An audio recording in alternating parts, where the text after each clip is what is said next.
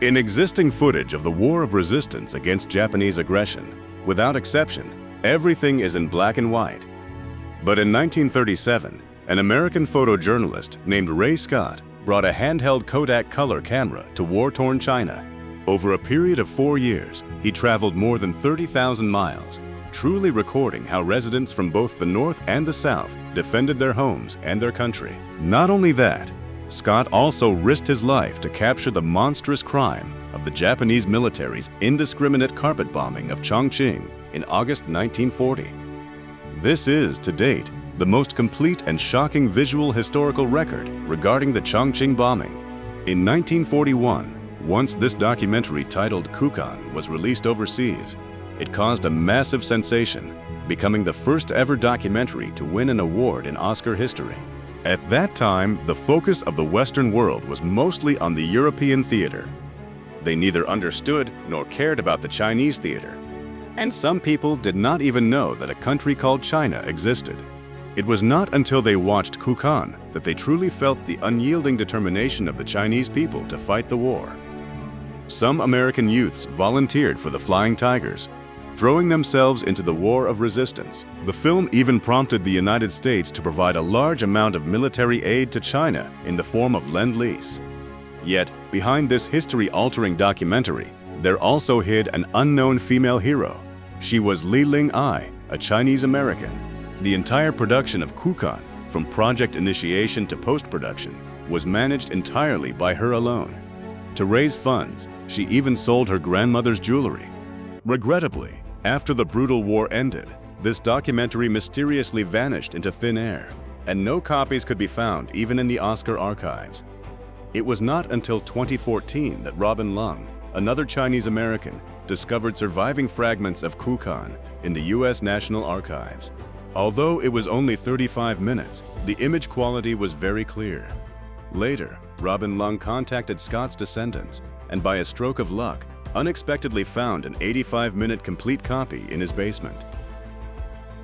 Although the film damage was severe, and the image quality remained relatively rough even after restoration, these priceless images could finally see the light of day again. For this episode, I obtained first-hand source materials of these two versions through overseas channels, and simultaneously used AI technology to perform a 4K 60-frame high-definition restoration on them, while solving the distortion issues previously caused by over-restoration. Now let us follow Scott's lens to first arrive in the countryside of Guangdong. Most of the men in the village have gone to the front lines, and the heavy burden of housework, farming, and supporting the family has fallen entirely on the women. The posters on the wall are both a form of propaganda and the most touching farewell of that era. Farmers, merchants, and students from the surrounding 10 miles and 8 villages formed an anti-Japanese guerrilla force. Dressed in plain cloth shirts and holding backward firearms or self-made knives, axes, hooks, and forks, they stand ready at any moment to join the battle to defend their homes and country. In China, such guerrilla fighters were countless, and their figures could even be seen behind enemy lines. They frequently ambushed the occupying Japanese forces, or blew up bridges and set up roadblocks to slow down the enemy's advance. The most moving part of the guerrilla force is this group of special medical personnel. Most of them are only 14 or 15 years old. They not only shoulder the heavy responsibility of treating the wounded, but also patrol everywhere in the deep mountains and jungles, staying alert at all times to any suspicious strangers. After much trekking, Scott arrived in the southwest region and stepped onto the Burma Road. At that time, the Japanese army had occupied more than half of China, and all major transportation routes and coastal ports were blockaded. China urgently needed to open an international corridor from the rear to transport foreign-aided military supplies into the country. However, from Burma to Kunming, 80% of the sections consisted of high mountains and steep ridges. American engineers estimated that even with modern mechanical equipment, it would take 7 years to complete this highway. But more than 200,000 old, weak women and children in Yunnan, like ants biting at a bone, began carving into the mountains using the most primitive tools, ultimately taking only 9 months to carve out this Burma Road. which is 1,146 kilometers long and 7 meters wide. After the Burma Road was completed, due to the perilous terrain, high mountains, and deep valleys, it urgently needed a batch of experienced truck drivers. A man from Fujian named Tan Ka-ki immediately organized more than 3,200 overseas Chinese mechanics to return to the country for support. To evade Japanese bombing, they could only drive at night, hiding under the shade of trees during the daytime to rest. By 1945, the military supplies transported into China via the Burma Road reached 700,000 tons, including weapons, ammunition, gasoline, tires, medical bandages, and various other items. Therefore, this road was also called the lifeline of the War of Resistance. However, American aid was not entirely free. On the return trip, trucks would be loaded with domestic materials such as tungsten ore, tin ore, and tung oil in Kunming for export to repay the national debt. Compared to the wide highway, this ancient T-horse road built during the Han and Tang dynasties seemed outdated. Yet the figures of Yunnan mule caravans could still be seen in the rugged mountains. Only, their packs no longer carried tea and silk, but batches of hard-won war materials. Shipping also carried important tasks. Busy cargo boats could be seen everywhere on the flowing river surface. On the return trip, it relied entirely on trackers pulling the boats against the current. Perhaps this method of transportation was too ancient, but it was precisely this bit-by-bit effort that sustained the supplies needed for China's War of Resistance. Along the Burma Road, while passing through Nanning, Guangxi, Scott encountered the Chinese army that was stepping up its preparations for war. They only ate 2 meals a day and only had rice. The rifles they held in their hands were the Hanyang 88 from the late Qing dynasty, and even the ammunition vests they wore were made of cloth. Despite such crude equipment, they stood firm on the front line of the War of Resistance, shouldering the most important combat missions. Just as Scott said, as long as Chinese soldiers are given the necessary supplies and equipment, they are equally the most brave and combat-ready soldiers in this world. By 1940, China had more than 3 million soldiers fighting on the front lines, and millions more undergoing training in the rear, with about 1/5 of the soldiers coming from various ethnic minorities. The Miao compatriots in the footage are wearing traditional clothing, still maintaining ancient tribal customs and languages. Yet they have equally shouldered the heavy responsibility of defending the country. From south to north, every place is using its own way to support the war effort. In Gansu, Scott saw another lifeline, an international corridor from the Soviet Union to Lanzhou. This road spans 6,400 kilometers, crossing endless Gobi deserts and passing through freezing Siberia along the way. Cars could not travel on it at all. Therefore, Gansu officials specially gathered more than 20,000 camels and thousands of donkey carts to transport Soviet aid materials. Although the cost was high, there was no other choice. In the northwest region, a new soldier corps composed of Hui and Tibetan compatriots was also training hard, among whom there was no shortage of child soldiers just over 10 years old. Although their weapons and equipment were all self-made, they were full of spirit, ready at any moment to throw themselves into the war. And because the roads in the northwest were muddy and extremely perilous, Scott's filming went through many twists and turns. Especially in the Qinghai area where mudslides frequently occur, the car was often blocked, and it multiple times relied on human strength to barely drag it through. When traveling to Tibet, the car once lost control and plunged down a cliff. The driver and assistant died on the spot, and only Scott miraculously survived. After that, Scott traveled all the way by eating from hundreds of families and riding in hundreds of vehicles to make his return trip.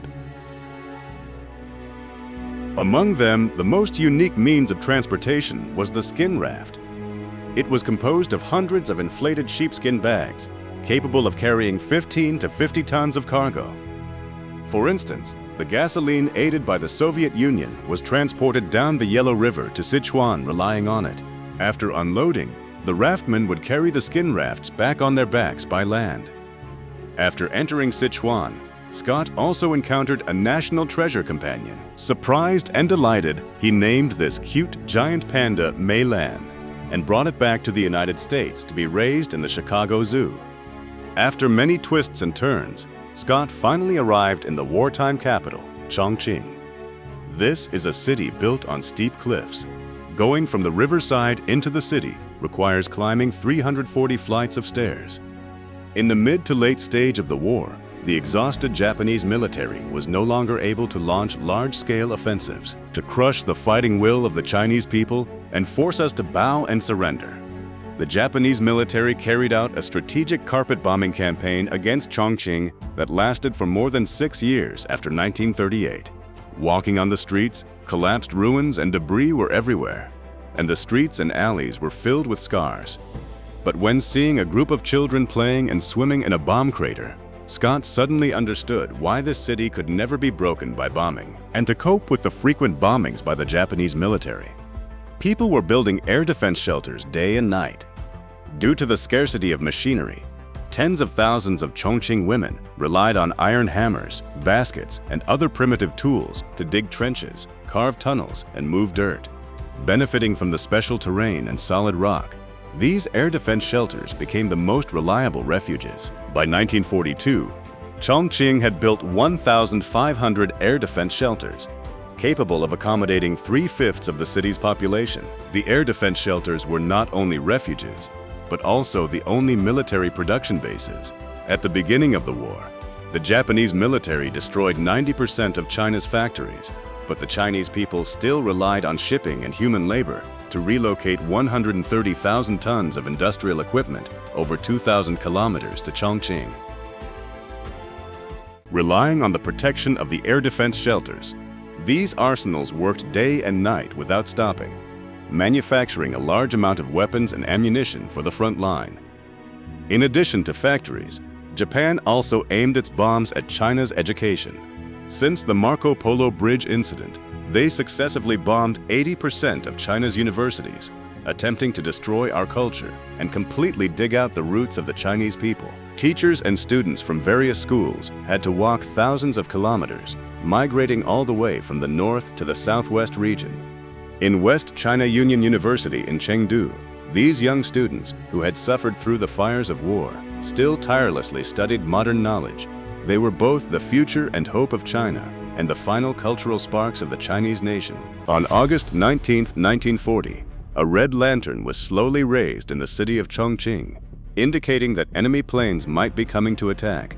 But everyone still calmly went about their daily lives, and the merchants supporting their families also sold fruits and vegetables as usual, showing no sign of closing their stalls.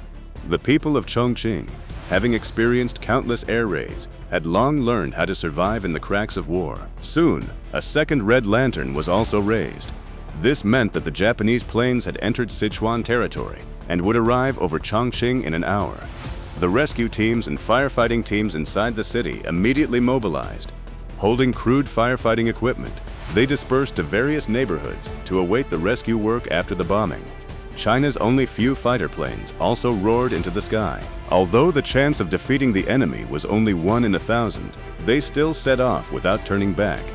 The atmosphere on the street gradually grew tense, and people began taking their families and belongings to enter the designated air defense shelters, or taking ferries to the South Bank to evade the bombing in more open areas.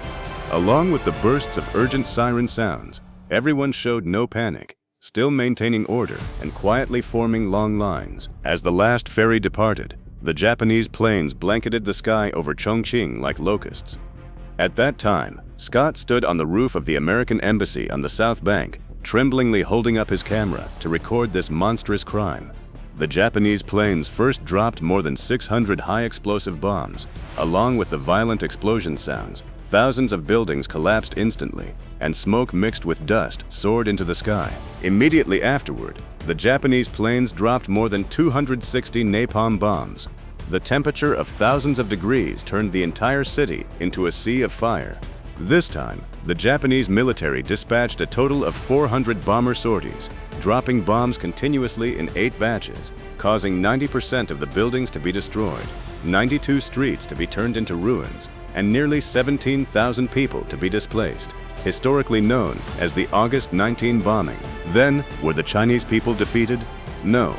When the big fire subsided, The surviving people showed no complaints or despondency, but just silently rushed to the fire scene, helping firefighters carry water to extinguish the fire, or trying hard to find every trace of life among the ruins. What is meant by kukan, hard work?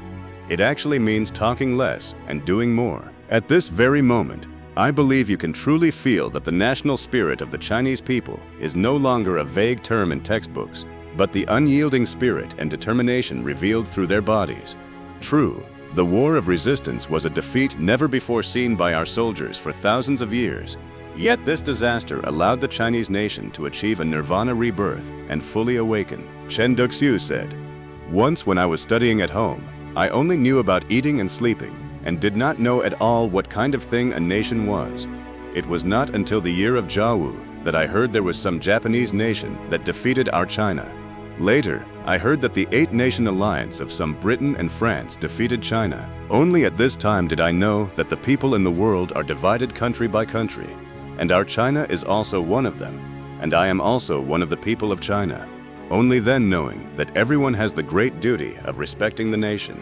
And in this single war, those warlords who had fought internally for decades all put down their personal grudges and united against the foreign enemy. Every Chinese person, no matter where they were in the east, west, south, or north, at any time or place, traveled thousands of miles to rush to the front line to fight with their lives. That shy girl, that smiling boy soldier who had just learned to hold a gun, and those figures fighting hard against the fire. It was precisely they who, consciously or unconsciously, injected life bit by bit into the veins of the nation. At this point, we have finally found our soul.